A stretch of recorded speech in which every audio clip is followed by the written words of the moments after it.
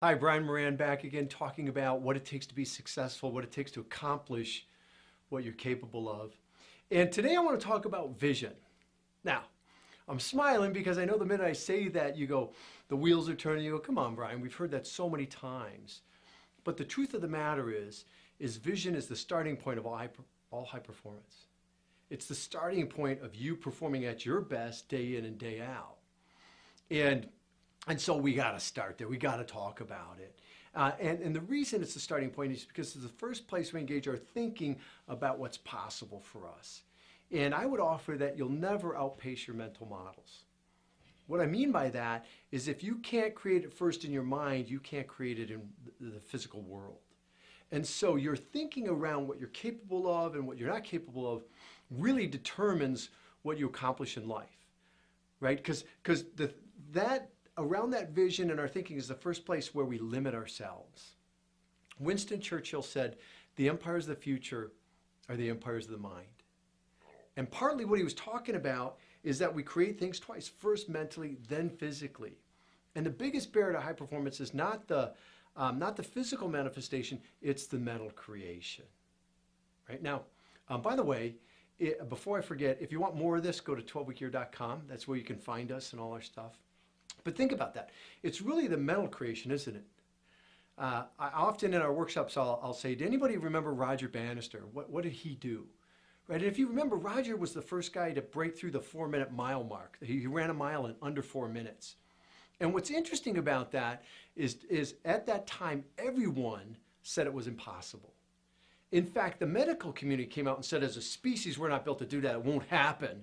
And then one day, this freak of nature by the name of Roger comes through and he breaks through. And you know how long he held the record? I mean, you'd think it'd still be standing today because, after all, it was impossible. It was something like 27 days. I mean, it wasn't very long at all. Another person broke through, another person broke through. Today, high schoolers are challenging that mark. So even in a physical event, the barrier's not physical, it's mental. And it's the same for you and I.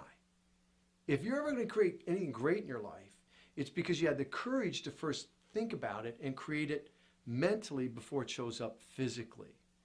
And I think one of the challenges there is no matter how successful you are, when you really stretch your vision of what's possible, when you, what we call get out on the skinny branches, if you will, it gets uncomfortable.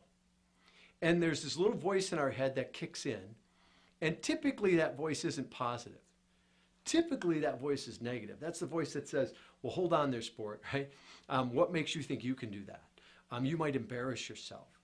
You don't have enough time. You don't have enough money. You know, some reason why it's impossible for you. And you really got to get beyond that. And first recognize that everyone experiences that. No matter how successful they are, when they're really taking new ground and they're stretching, they experience that. So don't let that stop you. And we have to be able to move from that impossible to possible in our thinking if you're ever going to create it. And one of the things that really gets in the way of you making that shift from impossible to possible is this question we ask really early on in the process. So if I said to you, hey, in the next 12 weeks, we're going to double your income and you're going to work 1 day a week less doing it. Most of you would probably not be opposed to that. But you'd have a question. And one of the first questions you would have would be what? It'd be how, right? How do I do that? Now, here's the problem with that question. You don't know how, right? You don't know how, because if you did, you'd be doing it. And because you don't know how, that question reinforces the fact that it's impossible. Do you see that connection? Gosh, how would I do that? Don't know how. Oh, see, you're right, little voice in my head. It is impossible for me. So I want to give you a completely different question to ask. And it can be a life-changing question when you're really stretching your vision of what's possible. And that's the question of what if. Suspend the question of how. At this stage of the process, you'll figure out how later. Just trust the process. At this stage, just what if. You know, little voice, you're probably right. I probably can't do that. But what if I could? What might be different for me, for my family, for my staff, for my coworkers, for my community, for my clients, right? And you're just allowing yourself to mentally try it on. And here's the thing I can tell you, the first couple times you do that, it's going to be really, really uncomfortable. That's okay. Stay with it. Keep trying it on. The more you try it on mentally, the more comfortable you're going to get to at some point you move from impossible to possible. Now you're off and running. Right? Because that vision is really at the heart of why you're willing to do the things you need to do to create the results you want to create. Because here's the thing. I would argue if you're going to create a different result in any area of your life, you're going to have to do things differently and do different things. I like to say, can I get an amen? Because it's gospel truth. If you want something you don't currently have, you're going to have to do something you're not currently doing. And every time you do that, there's this level of uncertainty. There's a level of discomfort and anxiety, right? And so why are you willing to step into that? Well, there has to be a vision of the future that's bigger than the present. It has to be compelling. Otherwise, you get stuck and you continue to do what you've always done, which is how great performers become mediocre. It's how great businesses absolutely go out of business. And now here's the thing. When we talk vision with people, usually they talk about their career vision, their business vision. That's not where we start with the 12-week year because business is part of life. It's not life. We start with your personal life. What do you want your life to look like 3 years from now, 5 years from now? By the way, what would great look like? God willing, you're going to be here. Let's make it great. And then what do you need to do in your career, your business to align and enable that? So there's this emotional connection between what you do Monday through Friday and the life you want to live. And the stronger that connection is, the easier it's going to be for you to step out and do the things you need to do. Now, here's the other thing. If you're a leader, this is where the work, and this is the work that makes a difference. It's doing this work with your people, with your team, right? Starting with working on their personal visions. What do they want in life? And then how does working in the organization and then succeeding in the organization align and enable that life vision? Because when you do that work and you connect the dots for people, that's when you have an empowered workforce.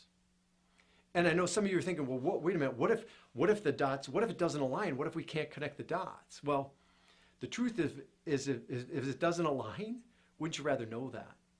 And by the way, it's rare when you can't connect the dots. So do the work. Don't only work on your vision, but start with your team on their personal visions. Then come back to the organization, the department, the company, whatever you're designing, if you will, and think about, okay, what is that? What do we need to do here to align and enable the things we want in the personal life? Because it's the personal vision that is the ultimate motivation. It's the why.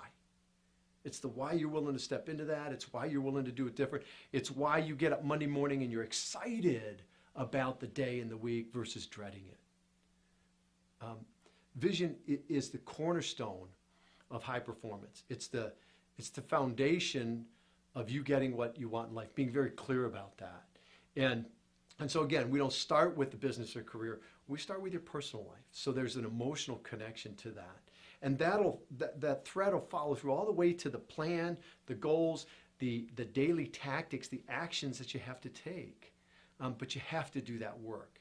And it's some of the most powerful work you'll ever do. So don't be afraid of it. Engage with it. So if you don't have our book, The 12-Week Year, there's some exercises in that. We have a field guide. We got lots of resources to help you with that. But here's the thing. So many of you will hear this and you go, yeah, and you won't do anything about it. Don't let that be you. Do the work. Roll up the sleeves, get a little messy with it, and watch what happens in your life. Watch what happens with your energy and your motivation and your focus, because vision is powerful. And it's the first place. If you don't have a clear vision of what you want in life, then you're not living a life by design. You're not building a business by design. You're doing it by chance. So I really want to encourage you. I don't know what your thinking has been around vision before you watch this video, but I want you to understand how powerful vision is and how important it is to you performing at your best day in and day out. And that doesn't mean that once you create that vision, it's locked in stone. You have the right to change it. In fact, it will change and evolve. You'll get this certain pinnacles, and you'll see new vistas open up and new opportunities open up, and that vision will change and evolve and grow as you do. But you got to put a starting point somewhere in the sand. You got to draw a line, and that's vision. All right, again, I'm Brian Moran. And if you want more of this stuff, 12weekyear.com is where you can find us. Have a great day.